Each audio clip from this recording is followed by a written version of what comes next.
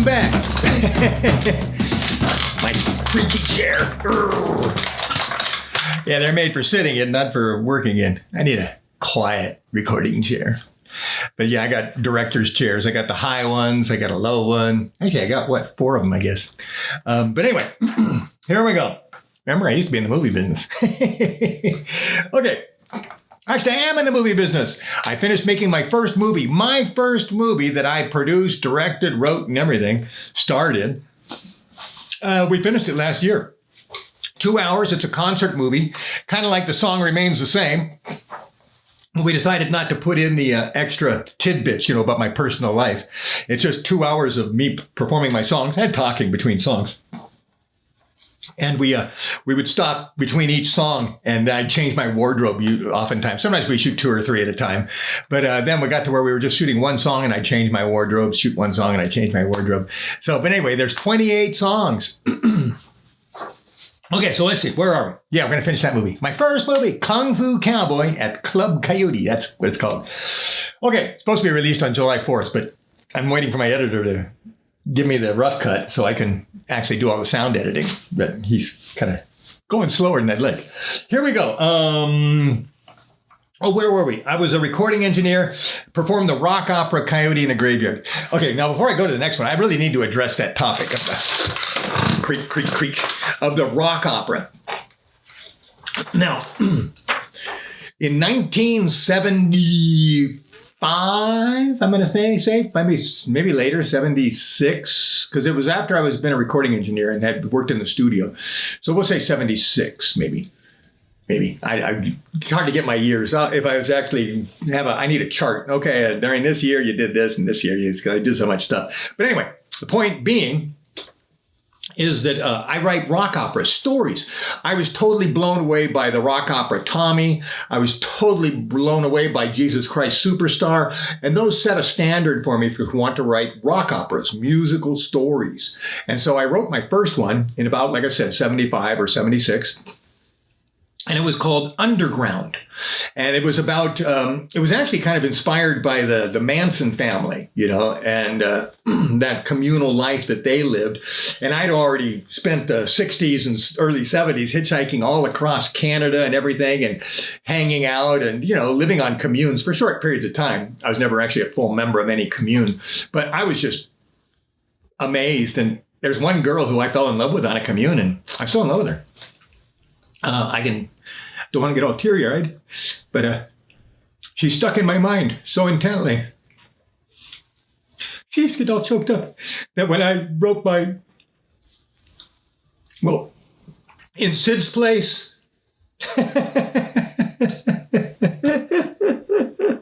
she's in Sid's place.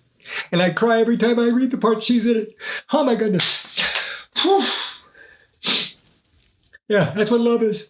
Real love lasts a lifetime. Wow. Fell in love back in 1971 or 72, and I'm still in love at 2024. Yeah, totally in love with her. Anyway. Sheesh, I really am. I'm all choked up. Okay. Hate that. I just like when that happens. But anyway, I went 10 years, I think, without crying. Maybe not 10 years, but I went quite a few years without ever shedding a tear. I had some harrowing experiences in my young life, and I said, I'm never going to cry again. And I didn't. I didn't cry for, half a dozen years. It was just wasn't possible. It was just wasn't possible. And you look at those pictures of me, and really serious. There's about a 10-year period where you won't see a smile on my face. And then I kind of broke out of it. And then you'll see smiles on my face. Probably about 77 and 78. That's when I was able to smile again. So see pictures of me smiling. But anyway, yeah, that's interesting. That was like an interesting study. But yeah, I've had a tough life. Hey, everybody has a tough life. Okay. But just mine's a very unusual tough life. My stories are stories that in all my life, I've never heard anybody tell anything similar. So that makes my stories, I think, unique. So that gives them a certain kind of value, kind of like a diamond. It's rare. Okay, anyway. So I like to write rock operas. Anyway, that's what the Coyote in a Graveyard is. It's a rock opera. And that's why I think I told you the story earlier about Michael J. Fox getting up and performing Johnny B. Goode on stage with us, preparing for his Back to the Future movie. But that rock opera, Coyote in a Graveyard, is a story. And it became so popular that an agent from, was it MCA Music or Universal? I think it was MCA Music. And I didn't like MCA. So it was like, I was glad to make friends with him. He was a really nice guy. But I didn't want to, I'd heard nothing but bad things about him. Anyway. So I was reluctant, even though I wanted a record deal and even though I wanted to go, I was kind of wary about all the opportunities that could come up. And I never had that many to pick and choose. So I ended up never choosing anything. So anyway, but he really liked my music and stuff like that, and really got into it. And he was going to sign a deal with me. Oh, yeah, I remember what happened. Well, I don't want to get into that. But okay. But he hooked me up with New World Pictures. I think he was the connection that got me the New World Pictures. And New World Pictures said they loved the rock opera. They came and saw it. They said, we want to make that into a movie. And I gave me outline. And I said, well, I was in film school at the time, actually. I had started in UCLA in 1984, graduated in 87. But actually, I think I worked for him maybe another year in 88, too. But anyway, I wrote it.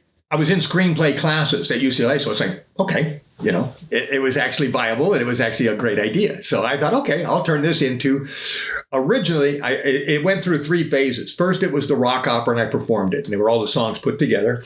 Then the second phase was I turned it in what they called a long form video. Never heard them since. But back in the 80s, all this MTV stuff was coming out and things were happening. And so they were inventing this new medium of music movies or music videos. And so anyway, long form music videos were where you'd have like 2 or 3 songs maybe put together, and tell a little story. And Duran and people, of course, put little stories into their videos. And people were spending like $150,000, or more dollars per one video. And I worked on a lot of those. In fact, I did all the REO Speedwagon videos. Oh, which is interesting. One of my Uber drivers, we were talking. And of course, let him know I'm a musician. Oh, yeah, we're talking music. And then somehow I asked about the drummer. And he goes, oh, yeah, he's a famous drummer. He used to be the drummer for REO Speedwagon. It's like, what? Really? Does he still use that microphone and pull it over in front of him? And he had an overhead mic. The microphone was really high on the stand that he had. And then it came over and dropped down in front of him. And that's how he did it. It was kind of out of his way because he was a drummer. He didn't want anything in his way coming across that came down. So he had a cool setup and he did background vocals. I can't even remember his name. He might have said his name, but I don't remember it. But anyway, he would remember me, I'm sure, because I was on all their videos. I was a crew member of all their videos. And I went to a couple other concerts too. Got backstage passes and stuff. But anyway, okay, where were we? Coyote in a Graveyard. So I'm really looking forward. We'll get to that more later. The Coyote in a Graveyard story is a huge, long story and really amazing. And I just released the soundtrack last year. So we'll have to get that. We'll get to that. It'll get us time. Okay. So yeah, I'm performing rock operas. Now, I will say this, and then I'll let you go. So we're talking about me, my evolution, and I'm always improving and growing and evolving. And one of the things I've become aware of in the last 10 years is that I was never trained to be an entertainer. Never. I was ill-trained. In fact, the training that I got worked against me. I was trained to be a stage performer. Now, in a stage performance, you ignore the audience. You're talking to people, you're performing, and you're not like looking for reactions, and you're trying not to get distracted if they react, if they laugh or whatever it is. You got to just keep the show going. Now, an entertainer is totally different. He engages the audience. He looks them in the eye. He talks to them. He calls them out. And when they're like a lot of applause, sometimes he has to time his delivery to work with the audience. That's an entertainer. I was never trained as an entertainer. Even though I started performing and everything, I was still literally a stage performer. I still had the concept of looking over the crowd so that I wouldn't get distracted, because you look at somebody's face and then all of a sudden you start thinking and, oh, what do they think? What do you start communicating? So I was trained to not get distracted and never look them really in the eye. Even if you're looking at them, you're not really looking at them. And so that way you can kind of like engage the audience a little bit. I got to that point where I was kind of making them think that I was engaging them, but I never did. It wasn't my style.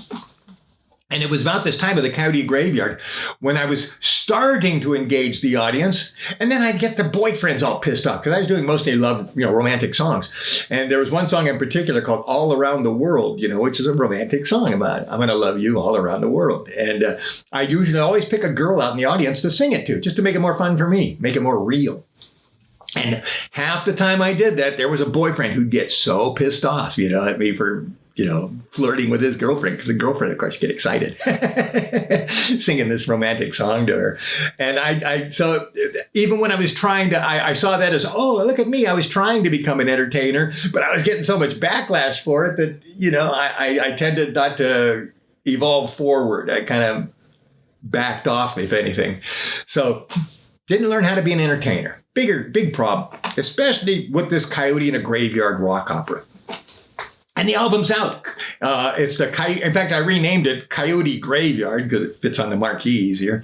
The original movie screenplay. Oh, I started to tell you that story last. Anyway, I did end up writing the screenplay for New World Pictures. And the month after they got it, we were in committee. I was at this big table with all these people. I think it was kind of round table, actually, but it seemed like it was kind of a big oval, but I guess it was just a big, long square. But anyway, I was kind of like, I guess, a little intimidated. Not much, but, I didn't really get to know a lot of people. And they were, they were supportive. They wanted my movie. They want to make my movie. But that year, whatever that was, 85 or 86 now, we'll probably say, by the time I finished that screenplay, New World Pictures says, we're not going to do feature films anymore. We're going back into just television. That was it. So I got my movie back. They call that turnaround, when they turn around the project and it comes back at you. It's like a U-turn. So my screenplay went to them. They almost made the movie. Michael J. Fox wanted the part of Thumper. Yeah, wait till you find out that role. He wanted, because, oh yeah, Michael J. Fox had the screenplay. He was really excited about it. He wanted, because he performed with us, remember? So then he found out it was that, and he wanted this, and he says, I got to make a couple of movies first. I don't know if you can wait for me. I mean, he was concerned I'd have to wait for him. I should have put more effort into the waiting part. I was just trying to move it forward until HBO wanted it. And then, New World Pictures says they gave it back to me. So I got the screenplay back, and I didn't have to pay for it. Normally, sometimes you have to pay them money to get it back too. You have to pay them whatever expenses they put. But anyway, I got the screenplay back. So I tried to get it HBO and places, and got all kinds of stories about it, how they couldn't do it. And it was actually the lesbian scene. There's a lesbian scene. I call it lesbian scene. That's what they called it. It's a romantic scene. It's a romantic triangle is what it is, between me, or whoever plays Thumper. I saw me in the part. And then the head nurse, which is kind of like Nurse Cratchit of the One Flew Over the Cuckoo's Nest story. And then Elaine, who's my romantic interest in the story. And it's a fun story, and the songs are really clever and cute, and I just love hearing them. And anyway, I found the 1989 mixdown of the album. I consider it a rough mix because I still wanted to do more with it. I didn't consider it quite finished, but it was as finished as we could go, because my recording engineer had been working with me for over a year, had a job in Georgia, and when I lost him, that was kind of the end of where we were going to go with that project. And we were at Sound Castle Studio. I think was the last studio I was at. And who is there with me? And the guy with the glasses from Colorado. Well, his name will pop into me. I can see his face. Rocky Mountain High, that movie. Was that him or that song? Anyway, John Denver, I think that's his name. Okay, he was always there at that time when I was there too. So I was always crossing paths with him, going back and forth to the bathroom or something. Anyway, where were we? We'll finish this podcast. We're at 14 minutes. So okay, so.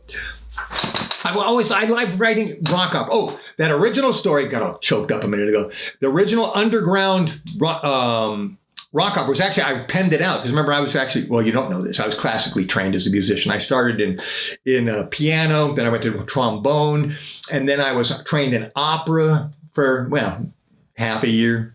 I don't know how many months, some amount of months. And I did opera, and then I had private lessons in music theory. And then I went to college and studied at San Diego State. I got music theory. So I'm classically trained as a musician. So I was writing all this stuff out. Man, it took a lot of work. And then by the time I was done, I realized I wanted to write the sequel, and that movie became In Violence, and that's kind of like the Manson family thing, and that's where things are going really south, getting haywire. And so anyway, I had 2 rock operas that I'd created in like '76, and then those ended up getting merged together in the 1980s to create my very first novel, Sid's Place. Put those together, and that's Sid's Place, the novel. And cool story on that. I look forward to telling you about that. And Jennifer Olds, who inspired me to finish that book, she was just, you've got to write this book. This is great. She checked it out. And she was a published poet. And so, yeah, she's one. I give her some credit for motivating me to get that book done. Okay, where were we? Rock operas. Oh yeah. So well, actually, we're getting way ahead of ourselves. But before I left San Diego and I moved up to do the Beach Boys studio, I had actually was performing on rock opera, which I guess would be my 3rd rock opera that I'd written. It goes Underground, In Violence, and then The Pauper, Pauper, the old English thing of the Prince and the Pauper, and a word that just doesn't get used much anymore. But anyway, that's the name of that movie, because it was about somebody several hundred years ago who was a traveling minstrel in England. I pictured him being from Ireland, and it was a dream. And in fact, in the dream, I saw myself playing flute. I woke up the next morning and said, I got to go get a flute. 7 days later, I was performing flute, or 11 days, because it took me maybe a day or 2 to get the flute, because I found it used flute in a ad in little paper. Anyway, I bought the flute for $75, I think.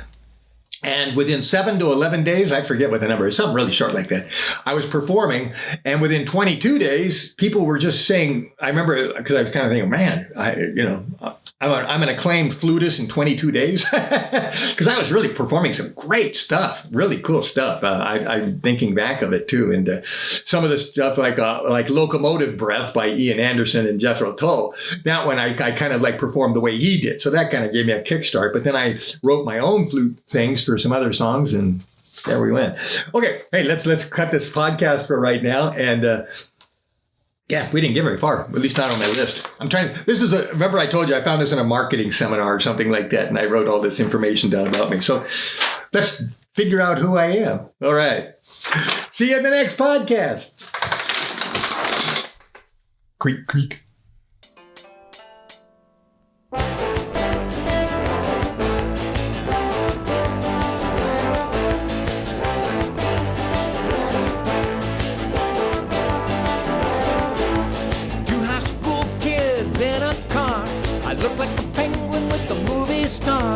All dressed up for the high school prom. Let's get to dancing and party till dawn. It's my high school graduation. It's my high school graduation. It's my high school graduation. It's my high school graduation. 10 years past like a trip on a boat, stuck in the middle of a root beer float. From job to job with a college degree, gotta keep working to pay for that degree. It's my high school 10-year reunion. It's my high school 10-year reunion.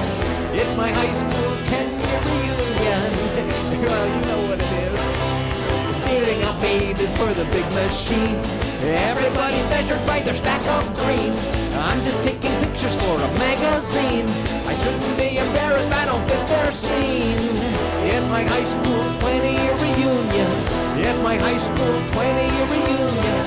It's my high school 20-year reunion. Why did I try to ever fit in? Why did I try to ever give away my time in life to be divorced with a second wife? Kids in high school don't really care whether their parents are